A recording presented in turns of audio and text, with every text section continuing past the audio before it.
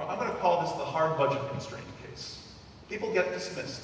So now, if I'm going to say hard and soft budget constraint, maybe I should stop for a moment talking about governors and start talking about managers of Soviet enterprises, of communist enterprises in Soviet-era Hungary.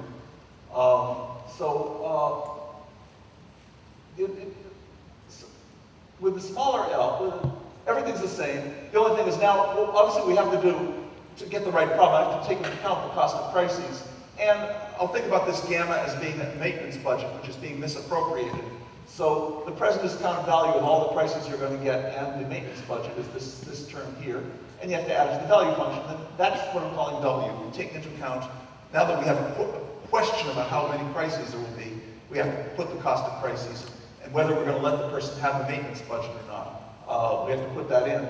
But we will put it in, for sure. And we'll do exactly the same thing. Backload the credit, don't pay them, start them at G, credit goes up sort of exponentially until it hits H, but drops for these Poisson accidents. Then when it hits G, you pay them, then it drops, and anyway. That's everything the same. And when the credit drops below G, you randomize dismissal, which means there are dismissals. With smaller L, this is what's going to turn out to be the soft budget constraint.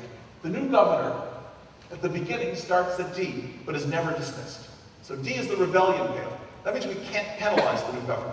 Remember, the only way you can motivate good hidden behavior is by penalizing tau at price, but you can't penalize tau below D, then she's going to rebel, she's going to loot the factory. So what happens is, you don't put, so we started at D, and so let's say D is U. Crisis penalties are going to be tolerated. We're not going to pay the new governor the gamma expense. But at a Poisson rate, delta U divided by G, with a Poisson rate, we're going to randomly promote the governor to G. Then once we promote the manager to G, then we do it exactly as before. We start paying her the maintenance budget. We inductively have the credit going up exponentially, but we have these penalties tau every time. And this tells you how the new value function depends on the old, whenever U is bigger than D. But we never dismiss. When the credit drops below G, we just say, now you're back in the, we cut off the maintenance budget. Here's the discrete time version of it. I've just highlighted in green where things change. Things only change by adding a probability S of being told to shirk. And I could just say, down here, the bottom line was, when the soft budget constraint holds, which holds when L is low, then there's a probability of being told to shirk that's you're randomizing between promoting to G and putting in D. It's just what it takes to fulfill the promise keeping.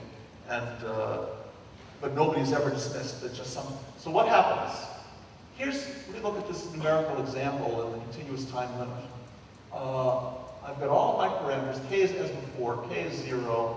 L is 9. Actually, this gives you a picture with L as a parameter and H as a parameter, and all the other parameters as before except K is 0. Here's the zone where the soft budget constraint applies. Here's where the hard budget constraint applies. For any given trust bound, higher L leads you to the hard budget constraint. Except when H is below 10, you can't. That's when things become infeasible. The hard budget constraint, the old solution wasn't feasible. All that's feasible is the soft budget constraint. Below 5, nothing's feasible. But look at L equals 9. In that case, this height I think is, let's say, 12.4.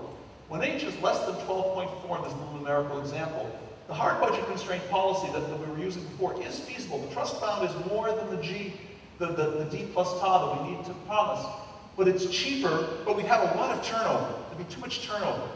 So in order to enforce it, because with H so close to G, a lot of the punishments are going to lead to randomized dismissals. L isn't very large, so we say to hell with it. If communist Hungary and capitalist Austria both have these parameters that say in here, Austria is going to what's the difference between capitalism and communism? I'm going to argue that the stylized difference between capitalism and communism is that under communism, promising managers extraordinarily high rewards, material rewards, isn't, under socialist egalitarianism, isn't credible.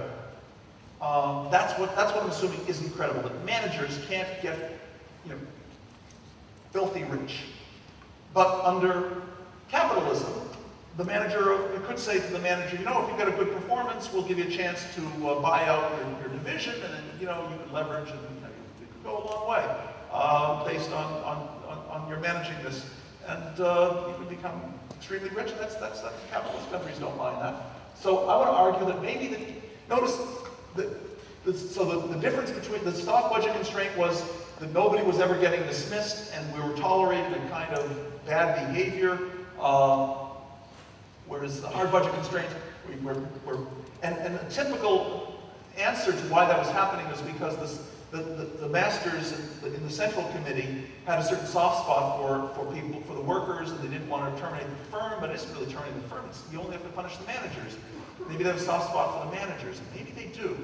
But the story here is, no, these guys in the National Central Committee, they have no trouble punishing a manager.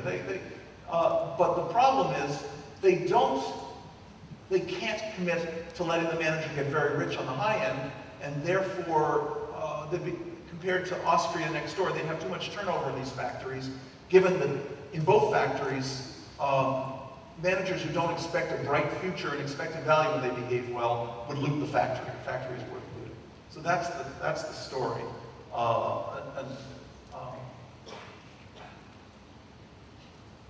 should say, as one of the leader's initial costs going down as a function of the trust fund, this little green dot here is where we pivot between the soft budget constraint regime and the hard budget constraint regime. One of the points, therefore, is an economy that has a higher trust fund where managers can go up higher might be able to implement. If there's some cost to create this firm, you might not be willing to do it if the cost is of motivating the manager is too high, and capitalists might be able to have some firms that the communists can't make pay. Okay, let me say others. Take 10 minutes for some other general comments. I have used this sentence here at the top of the slide in several papers. I really like it. But now it's come to a new meaning in 2009. Like a banker, a political leader's promises of future credit must be trusted and valued as rewards for current service. The leader must be a trusted debtor to his agents. And now, the last slide will turn it around and say in 2009, maybe I should be talking about banks also. Because like a banker, we're interested in bankers this year, especially. But these debts need enforcement, so an effective leader must create institutions that give his agents power to enforce these debts to solve moral hazard at the top. But in my model, the officials have to be dismissed sometimes when we're in the hard budget constraint regime, but it has to be randomly.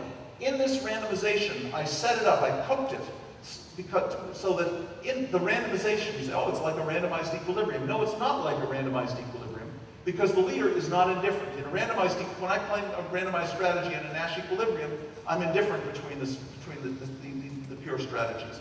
The leader here always strictly prefers to dismiss, because either way, in that basic regime, the newly appointed official is going to be at the level G. I'm going to owe that person G. But if I roll it over, I get to collect a positive K from the new candidate. So I love to dismiss. So therefore, I, the prince, have to be forced to randomize. Notice, by the way, ex ante, you might think that we could randomize based on the quality of the crisis. I've assumed just crisis or no crisis. You can't use the quality of the crisis, because if you say there's a severe crisis and then I dismiss less severe crisis and I don't, that ex ante would have the right deterrent effect. But ex post, if it's a severe crisis, the sitting governor knows she's going to be dismissed and she's going to rebel. Knowing the quality of the crisis, she still has to be in doubt as to whether she's going to be dismissed, which means that the randomization has to happen in court.